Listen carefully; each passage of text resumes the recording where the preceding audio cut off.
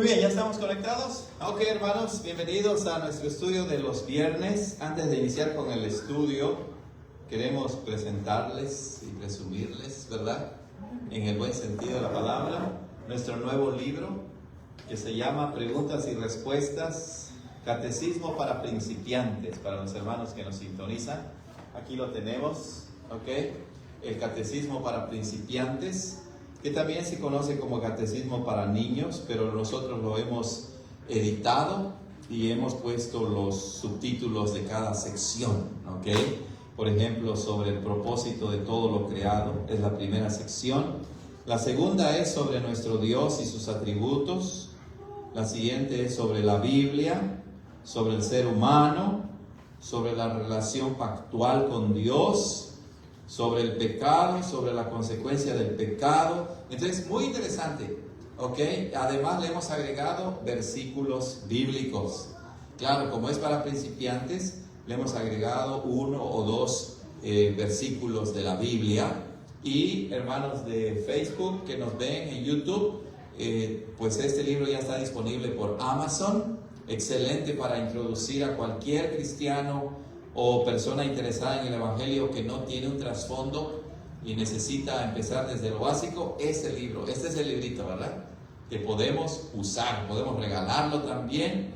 Está por Amazon a un buen precio y bueno, lo vamos a distribuir allá en México, ¿verdad? Tenemos un distribuidor que luego lo pondremos a la venta. Si quieren adquirirlo, me dicen a mí y podemos hacer un pedido y enviárselos a México y también a otros países, ¿ok?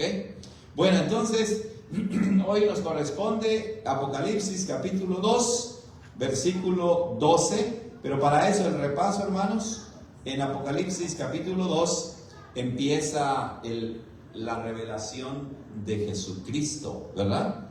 Empieza la revelación de Jesucristo a sus iglesias y empezó con el mensaje a la iglesia de Éfeso, ¿lo recuerdan? Éfeso, y luego el mensaje del Señor Jesús a la iglesia en Esmirna, ¿ok? En Esmirna, y hoy nos toca estudiar el mensaje del Señor Jesús a la iglesia de Pérgamo.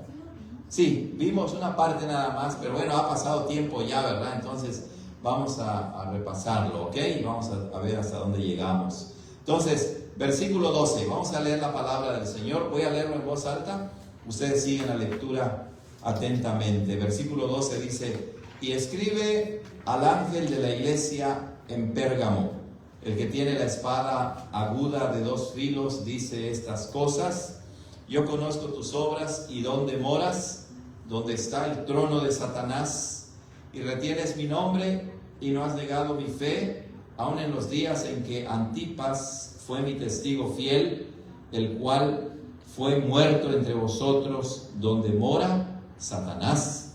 Pero tengo unas pocas cosas contra ti, porque tú tienes ahí a los que retienen la doctrina de Balaam, el cual enseñaba a Balac a poner tropiezo delante de los hijos de Israel, a comer comidas sacrificadas a los ídolos y a cometer fornicación.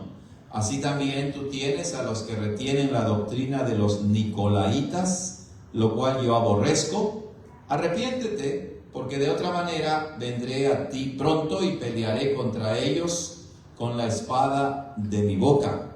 El que tiene oído, oiga lo que el Espíritu dice a las iglesias. Al que venza le daré a comer del maná escondido, y le daré una piedrecita blanca, y escrito en la piedrecita un nombre nuevo, el cual ninguno conoce sino aquel que lo recibe. Amén.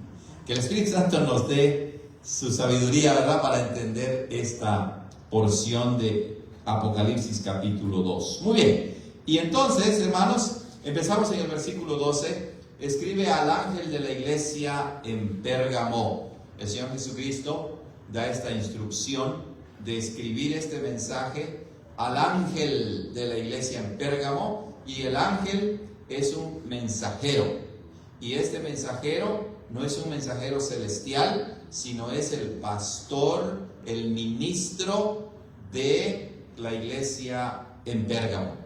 ¿Ok? Entonces, el ministro tiene la gran responsabilidad de llevar este mensaje a su iglesia en Pérgamo.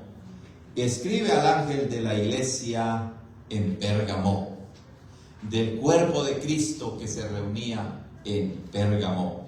La palabra iglesia, como hemos explicado en otras ocasiones, en el griego tiene la idea de aquellos que son llamados para salir del mundo y ser consagrados para Dios. Los llamados de entre el mundo para vivir para Dios. Entonces, escribe al ángel, al pastor de la iglesia, de la comunidad cristiana que antes vivía en el mundo, pero que ahora vive para Cristo y que radican en Pérgamo, una ciudad importante en Asia Menor y en el Imperio Romano también. ¿Ok? Muchos creen que la palabra Pérgamo se refiere a la palabra pergamino, ¿ok? Rollo o pergamino. Entonces, se le llama así porque en Pérgamo había una biblioteca muy grande, muy famosa, que tenía cerca de 200,000 volúmenes, libros. Imagínense qué tremenda biblioteca era en el mundo antiguo. Entonces, por eso se le llama Pérgamo, ¿verdad? De pergamino, de rollo, porque en ese tiempo los libros no estaban elaborados como lo tenemos ahora nosotros, sino estaban hechos con piel de animales y eran rollos, ¿verdad? Eran rollos, se desenrollaban y uno podía leerlo, ¿ok? Entonces, escribe al ángel de la iglesia en Pérgamo. También a la ciudad de Pérgamo, algunos creen que era como la capital política, ¿verdad? De esa parte de Asia Menor.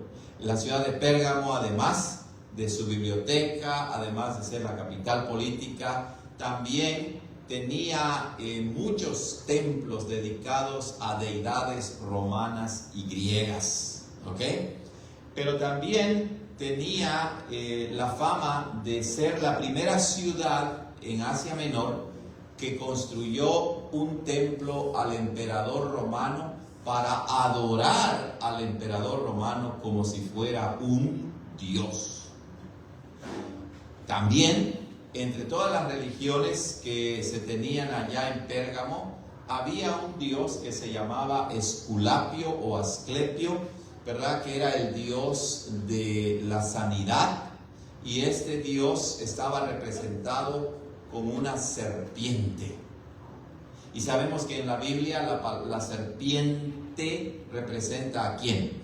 A Satanás, al diablo, ¿ok? Entonces, el gobierno romano, el gobierno en Pérgamo, la educación en Pérgamo, la cultura en Pérgamo, la religión en Pérgamo, todos los aspectos de la vida en la ciudad de Pérgamo iban en contra de la fe cristiana, ¿ok? Todo contribuía a oponerse a la fe cristiana. Pero qué interesante, ¿verdad? Que en medio de una ciudad, en medio de una sociedad, en medio de una cultura, en medio de un gobierno anticristiano, ahí el Señor levantó a su iglesia. O sea, no hay nada imposible para Dios. Y donde menos pensemos que puede existir una iglesia, allí Dios levanta a su pueblo. ¿Ok? Hace el mes pasado, ¿verdad? Que tuve una reunión con el Ministerio de Misiones Westminster. Estábamos hablando acerca de las diferentes misiones e iglesias que este ministerio apoya alrededor del mundo, ¿ok? Y hay iglesias en África, iglesias en la India, en países musulmanes donde se odia el evangelio, donde muchos cristianos son perseguidos, son hostigados, son despreciados, pero aún en medio de una comunidad que odia a Cristo, ahí está también el pueblo de Dios. O por ejemplo en China, ¿verdad?, donde el gobierno persigue a los cristianos, la iglesia cristiana ha crecido tanto, se reúnen en subterráneos, en cuevas, de manera clandestina, pero en lugar de que decrezca o disminuya, el pueblo de Dios sigue creciendo. Es impresionante, es impresionante. Y los cristianos sufren, pero al mismo tiempo, en medio del sufrimiento, permanecen fieles a Dios y prospera la vida de la iglesia. ¿Ok? Escribe al ángel de la iglesia en Pérgamo. Eso cobra sentido, ¿verdad?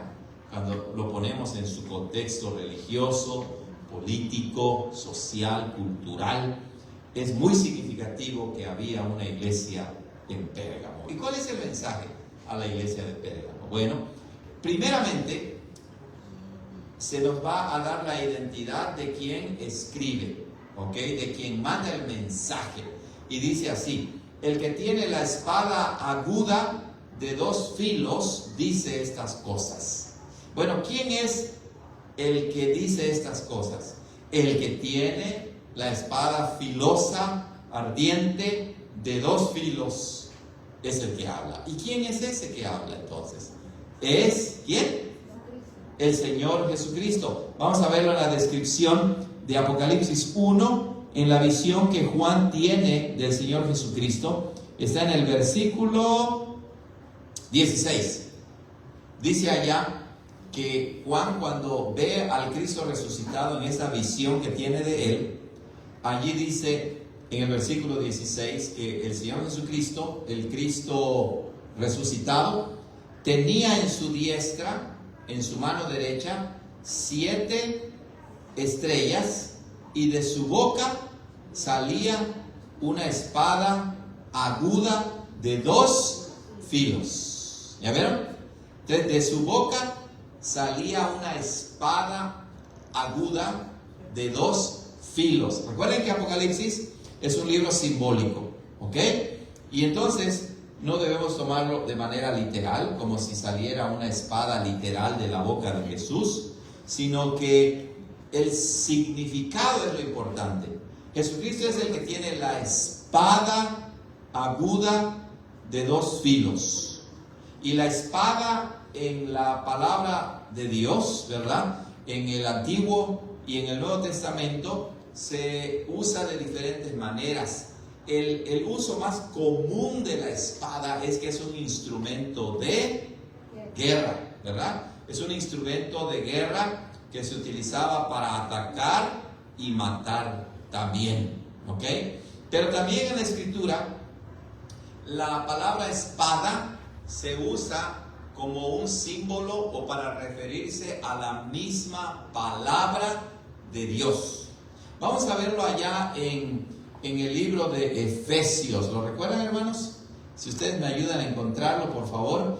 Creo que es el último capítulo de Efesios, donde se habla acerca de la palabra como una espada. Vamos a verlo allá en Efesios capítulo 6. Vean cómo empieza desde el versículo 13 a hablar de los instrumentos del cristiano, de su armadura, como si fuera un soldado, ¿verdad? Efesios 6, versículo 13 dice: por tanto, tomad toda la armadura de Dios, para que podáis resistir en el día malo, y habiendo acabado todo, estar firmes. Y luego dice en el 14: estad pues firmes, ceñidos vuestros lomos con la verdad, y vestidos con la coraza de la justicia, y calzados los pies con la preparación del evangelio de la paz, sobre todo tomando, ¿cómo dice ahí?, el escudo de la fe, con que podáis apagar todos los dardos de fuego del maligno. Y noten lo que dice después: tomad el yelmo de la salvación. ¿Y qué dice después? La espada del Espíritu, que es ¿qué? La palabra de Dios. Qué impresionante descripción, ¿verdad? Es que la vida cristiana se describe como si fuera una guerra, pero una guerra contra el pecado, contra la maldad. Y no vamos a usar instrumentos físicos para combatir al mundo, pero se le describe al cristiano con todas esta armadura divina, ¿verdad? Para alertarnos que debemos estar combatiendo contra el pecado. Y nuestra espada no es una espada física, sino es la palabra de Dios. Recuerden además que es el Espíritu Santo quien ha inspirado la palabra de Dios, la palabra poderosísima de Dios. Pero si vamos nosotros ahora a Hebreos 4, ahí vamos a encontrar una descripción impresionante de la palabra de Dios, ¿ok? Vamos a Hebreos capítulo 4, en el versículo 12, ¿ok? Versículo 12.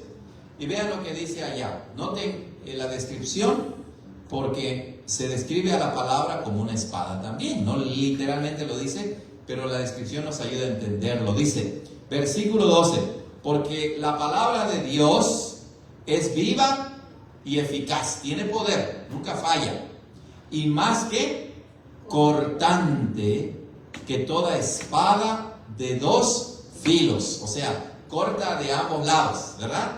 De ambos lados. Y además dice que penetra hasta partir el alma y aun el espíritu y las coyunturas y tuétanos, y discierne los pensamientos y las intenciones del corazón. Increíble descripción de la palabra de Dios. Y regresando a Apocalipsis, entonces el Señor Jesucristo dice en el versículo 12 que el que escribe al ángel de la iglesia en Pérgamo es el que tiene la espada aguda de dos filos. ¿Ok? Y entonces esa es una descripción de la palabra poderosa de Dios. Esa es la espada del cristiano, la palabra aguda, la espada aguda de dos filos. Y como dijimos la otra vez, ¿verdad?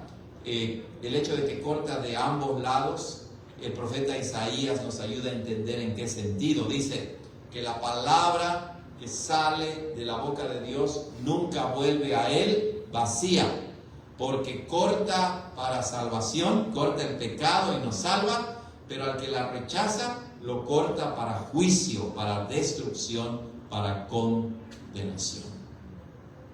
Entonces, la palabra tiene ese doble efecto de salvar, pero también de enjuiciar, de condenar. Y hay que tener eso en mente para lo que viene después. Bueno, ¿qué le dice el Señor Jesucristo a la iglesia en Pérgamo? Le dice así: yo conozco tus obras y dónde moras, donde está el trono de Satanás. Primeramente, el verbo conocer.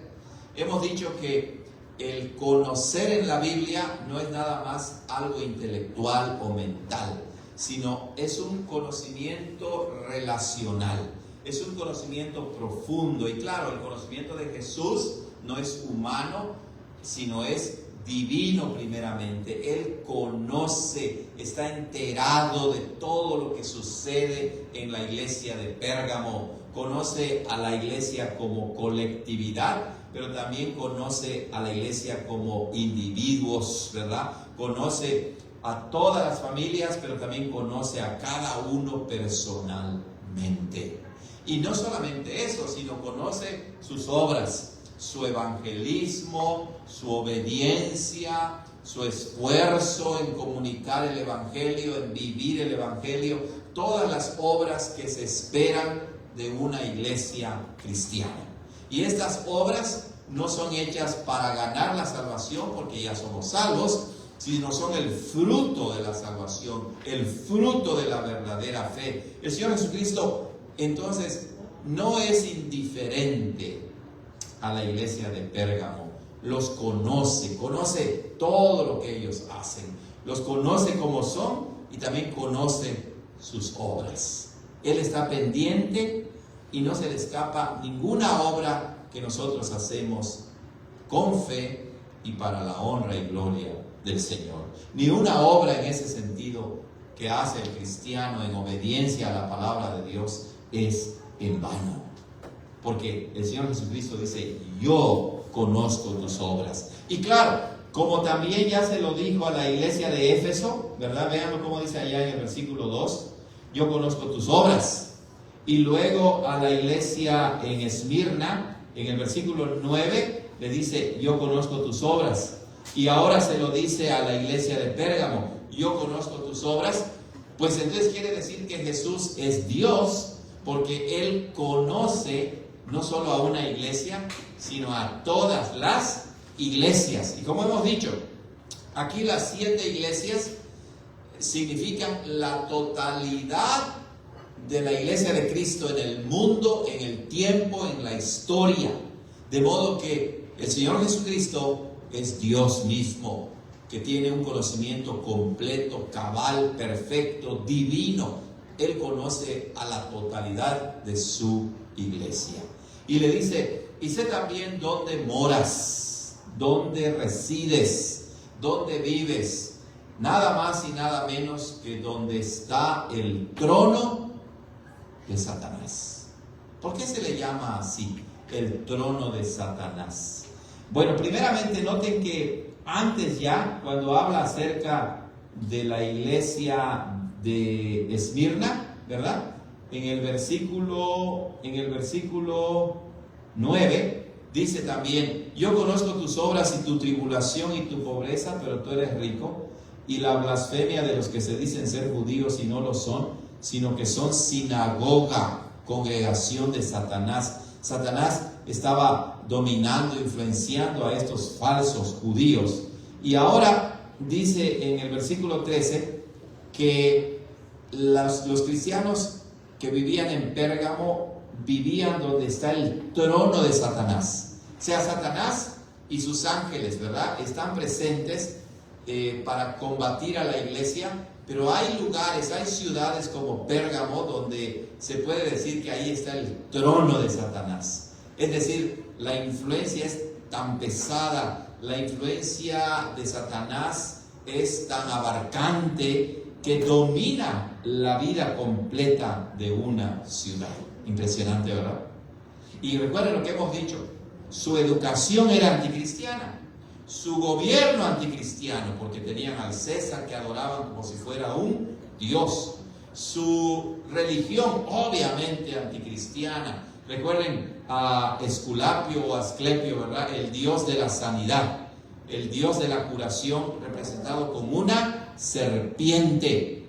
Entonces, sí se podía decir que Pérgamo era la ciudad donde estaba el trono de Satanás, el dominio de Satanás. Los tenía completamente dominados, pero impresionantemente ahí también estaba el pueblo de Dios, los hermanos de Pérgamo. No sé cómo se les llamaría, ¿verdad? El gentilicio, como si decimos los hermanos de Éfeso, diríamos los efesios, ¿verdad? Los efesios, Pergaminos. porque la ciudad es Éfeso. Pero, y a los de Pérgamo, ¿cómo se les llamaría? Los pergaminos, ¿verdad? Los cristianos pergamianos, o lo que sea, ¿verdad? Entonces, ahí estaban, aún en medio de la maldad, ahí estaban, donde estaba el trono de Satanás, ahí estaban los cristianos. Lo cual nos muestra, ¿verdad?, que en realidad el Dios verdadero, el Señor Jesucristo, es más grande que Satanás. Pero claro, hace referencia al dominio completo que Satanás tenía de la ciudad de Pérgamo con la expresión el trono de Satanás. Sí, hermano. Y muchas veces cristianos, bueno, porque he escuchado allá afuera, te dicen, ay, no, yo como me voy a vivir a aquel lugar si hay tanta maldad, Así es. tanto pecado, pero es donde más se necesita. Claro. No quiere decir que uno está obligado a vivir en barrios peligrosos o a exponerse indebidamente, pero lo que sí significa es que allí en esos barrios peligrosos, ahí se necesita también el Evangelio, ¿verdad? Ahí los cristianos deben llevar el Evangelio. No todos estamos capacitados para evangelizar en todos los lugares, ¿ok? Por ejemplo, los hermanos que están allá en Los Ángeles, ¿verdad? Como el pastor Rubio, el pastor Márquez. Ellos ministran en barrios bien peligrosos. Y los pastores, Dios los ha capacitado, ¿verdad? Tienen ese talento, esa valentía especial para ministrar a pandilleros, ministrar a gente, drogadictos, etcétera, ¿verdad? Gloria a Dios por esos hermanos, yo los admiro tanto, ¿verdad? Si a mí me dijeran, ve y evangeliza ahí, no sé si podría incluso caminar ahí, ¿verdad? En medio de la colonia, sabiendo el peligro que hay. Pero claro, Dios puede capacitar a cualquier cristiano para hacerlo, pero Él también prepara a hermanos para ministrar en esos lugares. De manera pues, que entonces la iglesia debe llevar el evangelio no solo a los pueblos tranquilos como Shafter, o Vasco, o ciudades como Bakersfield, sino en Los Ángeles, ¿verdad? En San Francisco, en Las Vegas. Bueno, ahí está también presente el pueblo de Dios, gracias a Él, ¿verdad? Gloria al Señor por esos hermanos que trabajan duro allí en esos lugares. Pero bueno, ¿cómo debe comportarse la iglesia que está en un barrio peligroso, en un barrio completamente mundano, por así decirlo, dominado por Satanás? Bueno, es lo que dice después. Yo conozco tus obras y dónde moras, donde está el trono de Satanás. Y dice, retienes mi nombre. Retener, no deja ir, no deja que se le escape. En otras palabras, los cristianos se aferran a Cristo. Por eso dice, retienes mi nombre. Aún en medio de una educación pagana, un gobierno pagano, una cultura pagana, etcétera, etcétera, el cristiano se aferra a Cristo, se aferra al nombre de Cristo, porque sabe que solamente en Él hay poder para ser liberados del poder de Satanás. Increíble, ¿verdad? Retienes mi nombre. A veces uno dice, bueno, en esta cultura tan paganizada que ya vivimos, es bien difícil vivir fielmente a Dios. Bueno, los hermanos de Pérgamo nos muestran que sí es posible, porque nuestro Dios es más grande que la cultura pagana, ¿verdad? Nuestro Dios es más poderoso que el trono de Satanás. Y aún en medio de la apostasía, aún en medio de la inmoralidad, aún en medio del peligro, aún en medio de una cultura anticristiana, sí es posible, por el poder de Dios, de vivir de una manera fiel, aferrados a Cristo, reteniendo el nombre de Cristo, abrazando a Cristo, proclamándolo como nuestro Señor y nuestro Salvador. Y es lo que dice después, y no has negado mi fe. Así es. Eso quiere decir que la presión cultural, la presión política, la presión educativa, la presión religiosa estaba sobre los cristianos, pero aún así ellos no negaban la fe. No has negado mi fe. Da a entender, ¿verdad?, que los cristianos vivían su vida pública y privada fieles a Cristo. Y cuando dice no has negado mi fe, pues tiene esa idea de que el mundo no cristiano estaba sobre ellos, los perseguían, los mataban, como incluso lo vamos a ver, pero aún así no negaban la fe, no se echaban para atrás, no abandonaban al Señor Jesucristo. Bueno, lo interesante es que dice no has negado mi fe. Recuerden que la palabra fe tiene al menos dos sentidos, ¿ok? Cuando hablamos de la fe, puede significar el regalo de Dios, el Espíritu Santo, para poder creer en Cristo, ¿ok? Ese es, por así decirlo, el lado subjetivo, que el Señor pone en nuestro corazón confianza y fe, creencia, y entonces creemos en Cristo. Esta es mi fe en Cristo, la fe que Dios me ha dado para creer en Cristo. Pero cuando dice no has negado mi fe, parece que no se refiere a eso. Lo incluye obviamente, y ese es el segundo significado de la palabra fe, que la palabra fe se refiere a toda la enseñanza cristiana, el cuerpo de doctrina, la teología, la sana doctrina de todo lo que creemos acerca de Cristo, de la Biblia, de la vida eterna, del perdón de pecados, etc. Se refiere al cuerpo de enseñanza. Es decir, todo lo que creemos proviene de la palabra de Dios, es la verdad y no la vamos a negar. No vamos a, debido a la presión cultural, política, ideológica que hay en el mundo, el cristiano se aferra a la fe, al cuerpo de enseñanza que está en la Biblia. No decimos, porque el mundo está haciendo esto, pues ahora vamos a cambiar y creer lo que el mundo hace o dice. Porque el mundo hace esto allá afuera, ahora nosotros lo vamos a hacer también. Y hermanos, ¿cuántas iglesias no viven así el día de hoy? Viven, en lugar de que influencien al mundo con el evangelio, el mundo influencia a la iglesia y ya no hay una distinción clara entre el mundo pagano y el mundo cristiano. Como va la política, va la iglesia. Y no está bien. Eso es negar la fe. No es la política la que nos va a dictar lo que vamos a creer. Es la Biblia, la palabra de Dios, la verdadera fe. Increíble. No has negado mi fe. Y vean, en medio de que no has negado mi fe, es lo que dice en la siguiente frase. Aún en los días en que Antipas fue mi testigo fiel, el cual fue muerto entre vosotros, donde mora Satanás. O sea que ya había habido un mártir que se llamaba Antipas. Y Antipas era testigo fiel. Quiere decir que Antipas lo mataron, hermanos. Lo mataron porque no negó la fe. Por eso dice, era mi testigo fiel. El testigo fiel se explica con la frase anterior, no negar la fe. ¿Qué es un testigo fiel? Uno que no niega a Cristo. Uno que no niega el cuerpo de enseñanza bíblico. Uno que no se retracta. Uno que no abandona la fe, aun cuando eso les cueste la vida.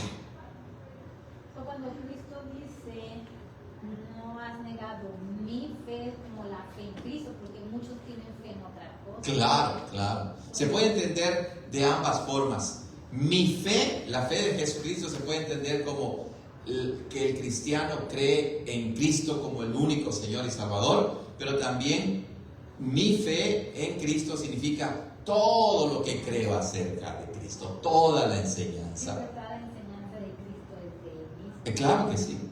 Y entonces, cuando dice que Antipas, este hermano que fue asesinado por no negar a Cristo, se le describe como testigo fiel.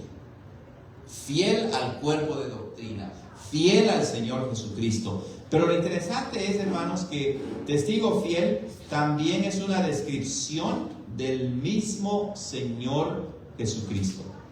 Vamos a verlo dónde está.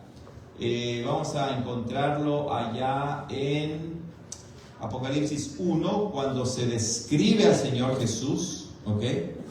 Y dice allá en el versículo 5, noten cómo dice, y de Jesucristo el testigo fiel, porque también Cristo fue fiel a la voluntad de su Padre hasta la muerte. Y por eso es que luego, allá mismo en Apocalipsis 2, pero ahora en el versículo 10, noten lo que dice ahí cuando le escribe a la iglesia de Esmirna, en el versículo 10. No tengas ningún temor de las cosas que has de padecer. He aquí el diablo ha de enviar a algunos de vosotros a la cárcel para que seáis probados y tendréis tribulación por 10 días. Y aquí viene la última frase.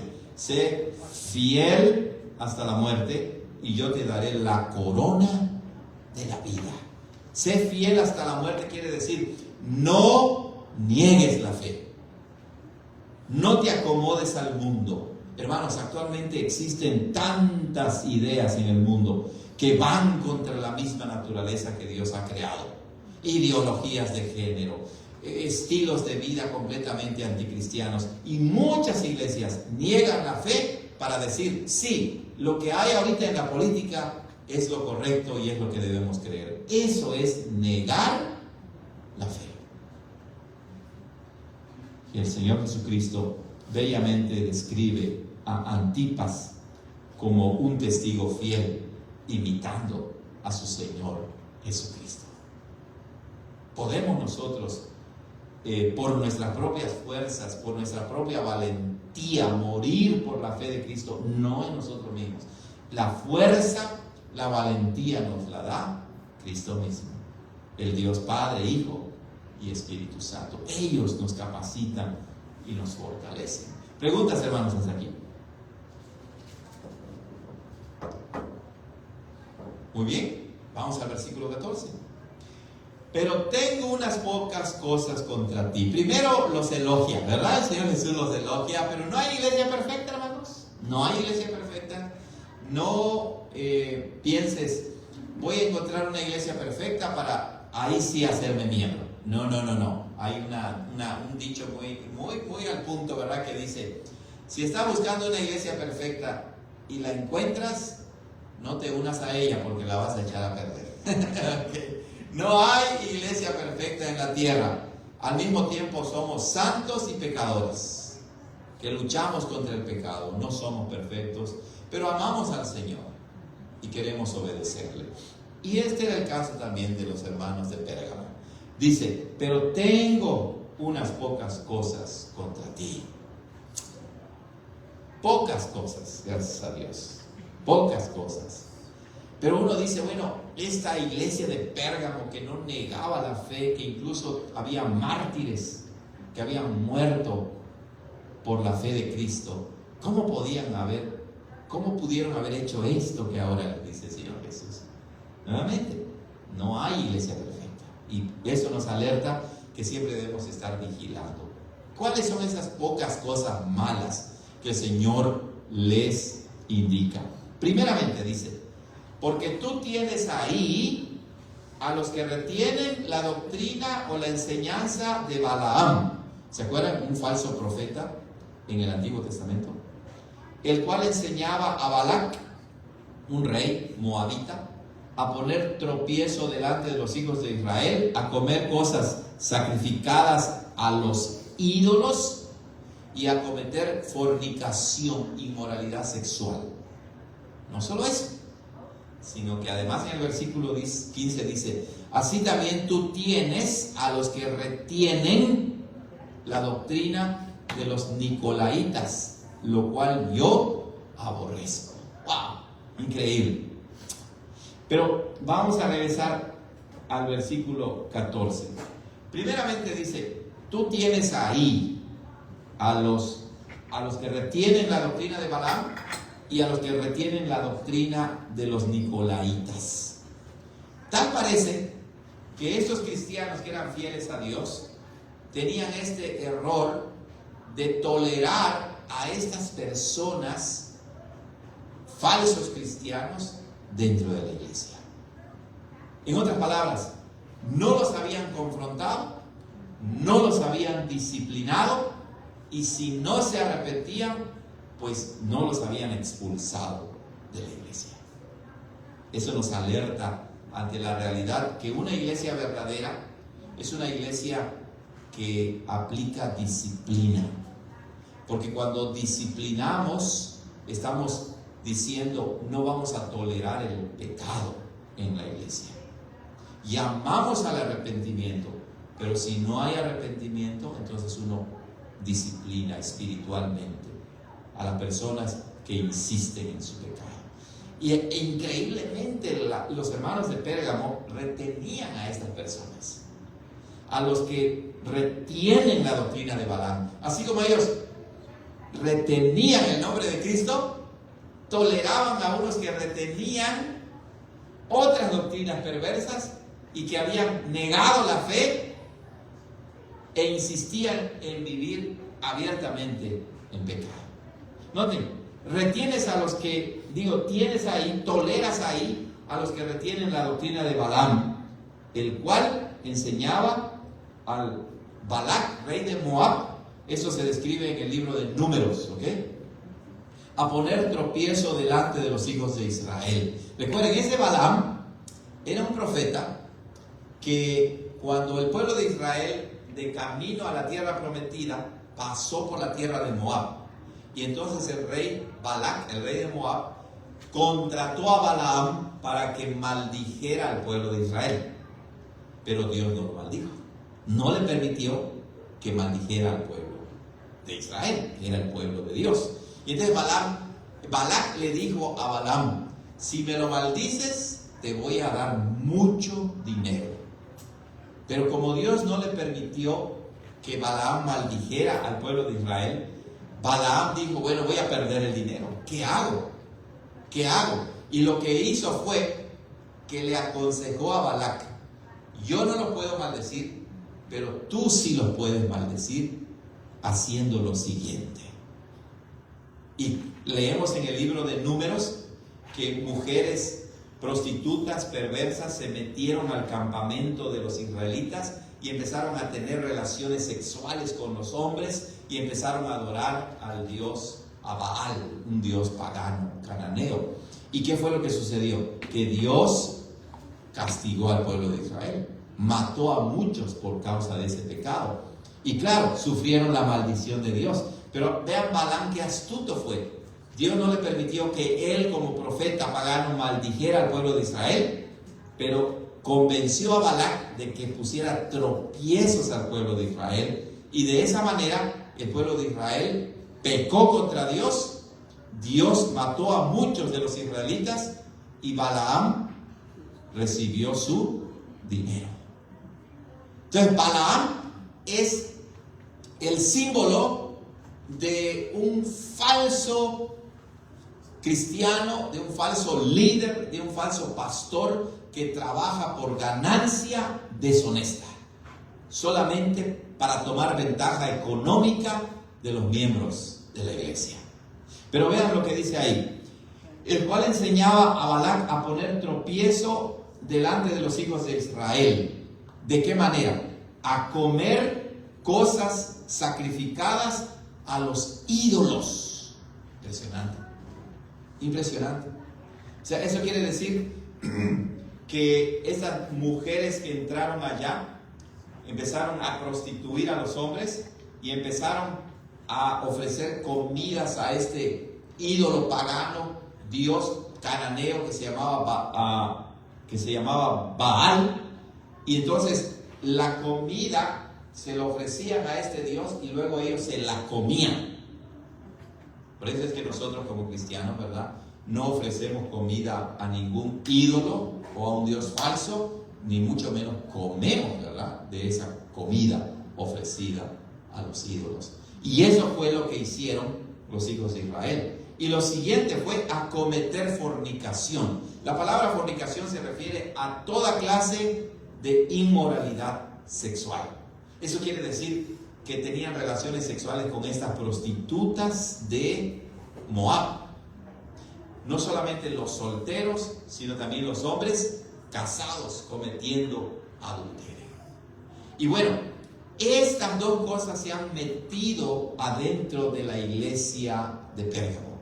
De tal manera que los problemas no solamente le venían de afuera, sino también de adentro. Y muchas veces los problemas internos, interiores, son más peligrosos que los que vienen de afuera. ¿Por qué? Porque estas personas que retenían la doctrina de Balaam decían ser cristianos, pero decían: no importa cómo vivas, puedes seguir adorando imágenes, ídolos, viviendo sexualmente de una manera inmoral, cometiendo adulterio, acostándote con mujeres o con hombres, y no pasa nada, no pierdes tu salvación.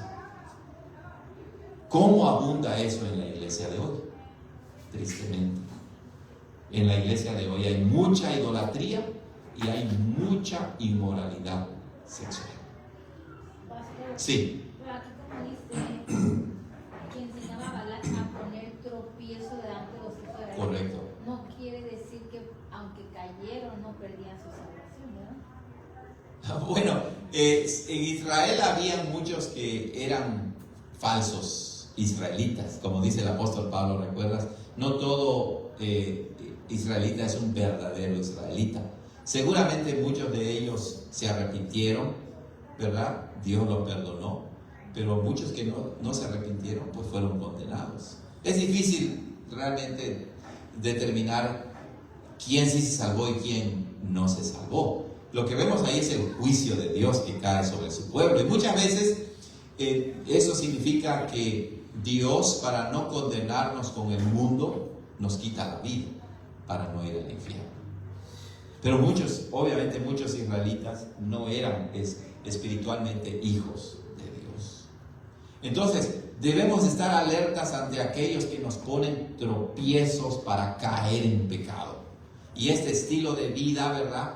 De vivir en la idolatría, como también de cometer fornicación, adulterio, inmoralidad sexual, hay que estar alerta ante ello. Por eso esos grupos modernos cristianos, ¿verdad?, que andan por allá y que parece todo muy bonito, hay que tener mucho cuidado, porque empiezan a querer ser como el mundo. Los pastores quieren ser celebridades, les aplauden, les ponen luces, ¿verdad? Y muchas mujeres caen en pecado con ellos caen en pecado con las mujeres. Hay muchísimos de ese tipo de líderes, celebridades que están viviendo en adulterio con muchísimas mujeres en la iglesia. Entonces hay que tener cuidado. ¿Ok? Ahí tenemos el primer pecado, ¿verdad?, que estaban cometiendo los hermanos de Pérgamo. No habían aplicado disciplina en la iglesia. Era para decirles, o se arrepienten o son expulsados de la iglesia, para que así la iglesia mantenga su pureza, su santidad. Que se van a ir varias familias, no importa. Lo que importa es la santidad del pueblo de Dios, no la cantidad de gente.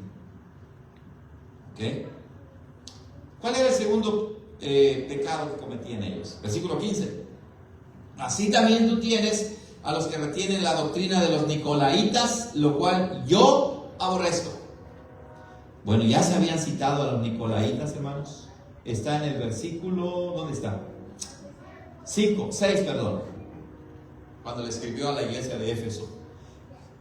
Pero tienes esto, era el mismo problema que tenían en Éfeso, que aborreces, ellos estaban bien, que aborreces las obras de los nicolaitas, las cuales yo también aborrezco. Noten cómo el Señor Jesucristo habla aquí, hermanos. Él aborrece, Él odia a los nicolaitas. ¿Qué doctrina era esa? Bueno, ese es el misterio. ¿Quiénes eran los nicolaitas? Bueno, por el nombre parece que eran seguidores de un señor que se llamaba Nicolás, ¿verdad? Nicolás. Pero no sabemos exactamente qué creían. Algunos dicen que Nicolás era un líder de un movimiento antiguo que se llamaban gnosticismo. Era un gnóstico. La palabra gnóstico en griego significa conocimiento. Y entonces los gnósticos, entre otras cosas, decían que el mundo espiritual no era afectado por el mundo material. Al igual que los de la doctrina de Balaam, ellos decían, en el cuerpo, lo que haces en el cuerpo, todo el pecado que cometas no afecta tu vida espiritual con Dios. Obviamente eso es completamente falso. Y el Señor Jesucristo dice a los de Pérgamo, también tú toleras a los que retienen la doctrina de los nicolaitas, lo cual yo aborrezco. Entonces hay que tener mucho cuidado de no estar amando lo que Dios odia, ¿verdad? Ni tampoco odiar lo que Dios ama. Tenemos que amar lo que Dios ama y odiar lo que Dios odia. Ahí está. Entonces, hermanos, esa carta es tan importante para la iglesia de Pérgamo como para nosotros el día de hoy. Arrepiéntete entonces, dice en el 16. ¿Qué significa arrepentirse? Arrepentirse quiere decir cambiar de dirección. Si estabas yendo en la dirección de la inmoralidad sexual, si estás viviendo adorando ídolos que no tienen poder, que no pueden salvarte, si estás viviendo en adulterio, en prostitución, en cualquier inmoralidad, en cualquier pecado, en cualquier vicio, arrepentirse quiere decir abandonar eso y dar un giro completo para ir en otra dirección. Entonces, arrepentimiento quiere decir que el cristiano llega a odiar el pecado y se inclina ante Dios y le dice: perdóname, dame un nuevo corazón para cambiar mi estilo de vida, para cambiar mi forma de hablar, para cambiar mi forma de vestir, para cambiar mi forma de pensar y de actuar. Ahora quiero que toda mi vida se alinee a la voluntad de Dios, a la fe, a la sana enseñanza como está revelada en la palabra de Dios. Abandona el pecado. Dice: arrepiéntete. Porque de otra manera, dice el Señor Jesús, es decir, si no te arrepientes, vendré a ti pronto y pelearé contra ellos, contra los seguidores de Balaam, contra los nicolaitas, pero también peleará con una iglesia que los tolera y no los disciplina. Pelearé contra ellos con la espada de mi boca. Qué impresionante, ¿verdad? Con la palabra misma de Dios. Pero claro, esa expresión es bien interesante porque no está hablando aquí de la segunda venida de Cristo, pero está hablando de que la iglesia es la que debe aplicar disciplina. Pero si la iglesia no lo hace, ¿quién lo va a hacer? Dios directamente. Increíble. Y describe al Señor Jesucristo como un guerrero que viene con su espada, y que la espada, que es la palabra de Dios, va a ser aplicada de una manera poderosísima, por así decirlo, como extraordinaria, en que destruirá a esas personas perversas dentro de la iglesia, pero también castigará a la iglesia que los tolera, a la iglesia que no los reprende. Imagínense, hermanos. Nosotros sí queremos que Cristo pelee contra nuestros enemigos, pero no queremos que Cristo pelee contra nosotros. No queremos eso. ¿Y cuando Cristo hace eso? Es decir, cuando disciplina y enjuicia a su iglesia, cuando la iglesia tolera el pecado, la maldad, y no aplica disciplina. Cuidado con esas iglesias del día de hoy, ¿verdad? Que quieren ser como el mundo, que se quieren acomodar al mundo, que niegan la fe, porque dice Cristo: vendré a ti pronto y pelearé contra ti si no te arrepientes. Esa gente perversa en las iglesias que se llaman cristianos, pero no lo son, Cristo mismo se encargará de ellos. Por eso es mejor arrepentirse, cambiar de vida. Pero claro, nosotros no lo podemos hacer. Y por eso le decimos: Señor, ayúdanos, ayúdame, cámbiame, dame verdadero arrepentimiento para abandonar el pecado y ya no regresar a él.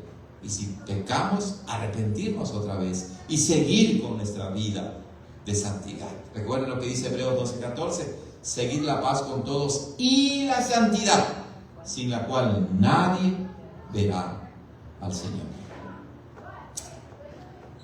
¿Terminamos, hermanos? Queda el versículo 17, que es el más complicado, pero ya son 8 o 4, no importa que tomemos unos minutitos, ¿ok? El que tiene oído, oiga lo que el Espíritu dice a las iglesias. Vean cómo es, por un lado, es el Cristo resucitado que está hablando, pero ahora nos dice que es el Espíritu que habla. Por eso el Espíritu también es Dios. El Espíritu no solamente es el poder de Dios, es una persona divina, porque habla también. El que tiene oído, oiga lo que el Espíritu dice a las iglesias en plural. Ahí nos damos cuenta que lo que le dice a la iglesia de Pérgamo se aplica a todas las iglesias de Cristo que han existido y que existirán.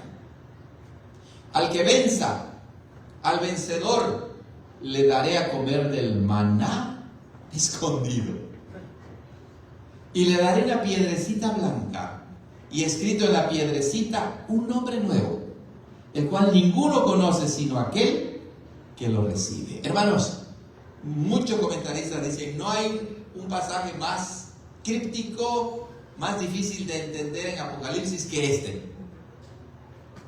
No sé qué significa en realidad, pero bueno, podemos hacer un esfuerzo. Puede ser que lo que digamos alguien no esté de acuerdo, está bien, pero al menos intentemos entender. Al que venza, ¿quién es el vencedor? Todo cristiano que se opone a la inmoralidad sexual, a la idolatría y a una vida desordenada. Además, el que vence es aquel que no niega a Cristo en medio de la persecución, en medio de la hostilidad, en medio del pecado, como dice anteriormente. Ese es el que vence. Y claro, ese que vence es aquel que confía completamente en Cristo. Al que venza le daré a comer del maná escondido.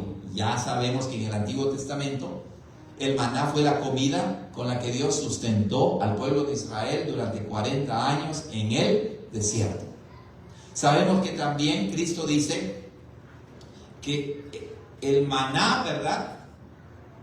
El verdadero maná, el verdadero pan del cielo es Él mismo, Cristo mismo. Él es el verdadero pan del cielo. Entonces, cuando dice, al que venza le daré a comer del maná escondido, puede significar dos cosas. Puede significar que Dios nos nutre con su palabra de una manera especial.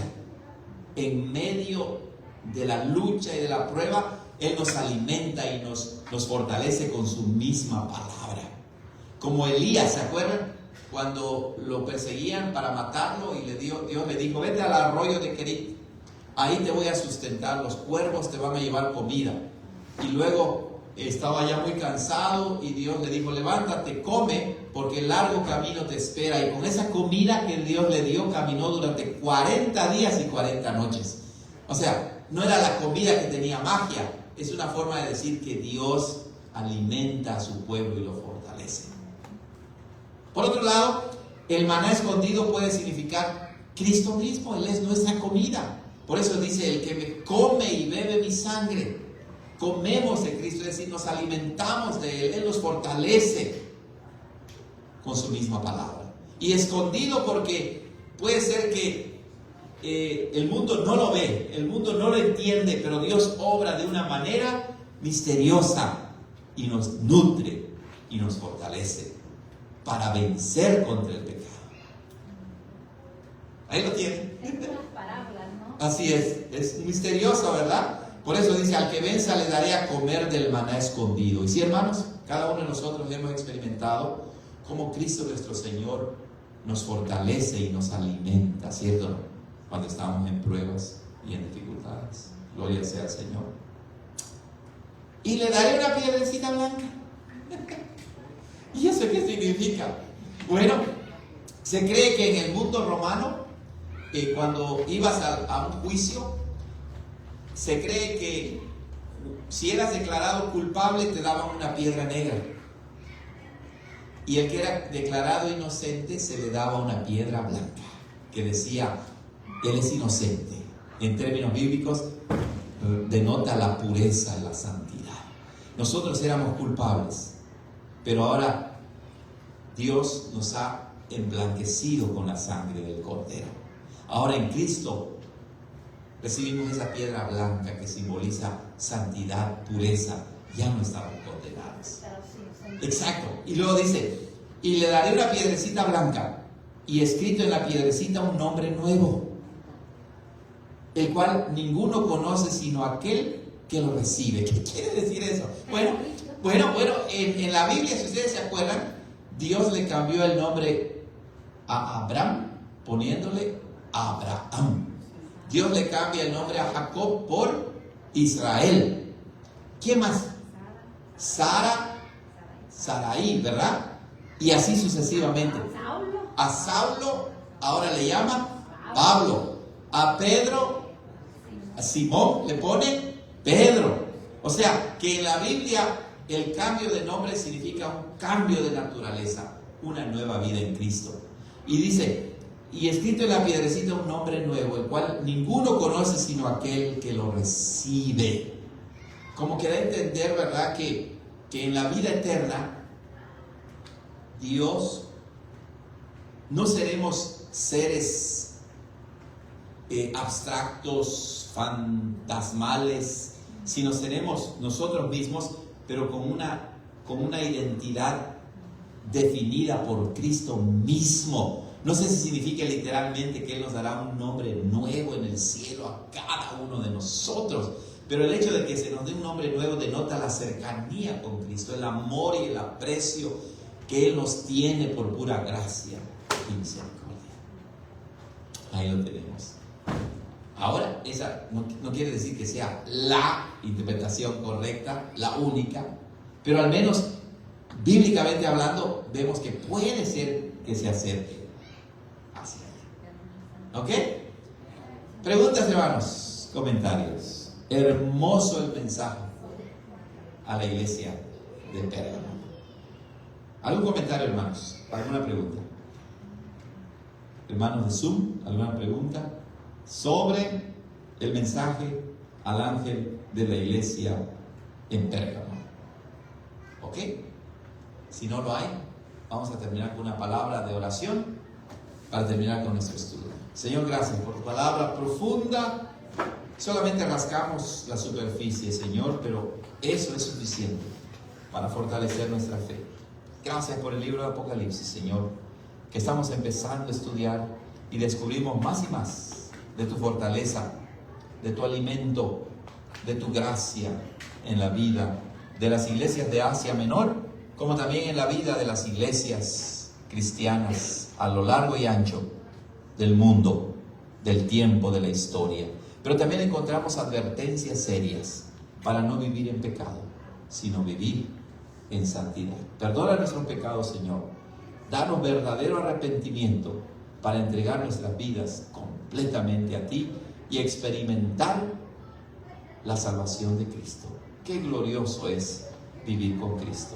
Qué glorioso es vivir lejos del adulterio, de la inmoralidad sexual, de los vicios, de la maldad, para ahora vivir en paz contigo, Señor, aún en medio de la persecución, aún en medio del sufrimiento. Quédate con tu iglesia hoy y siempre, pues se lo rogamos en Cristo Jesús, Señor nuestro. Amén.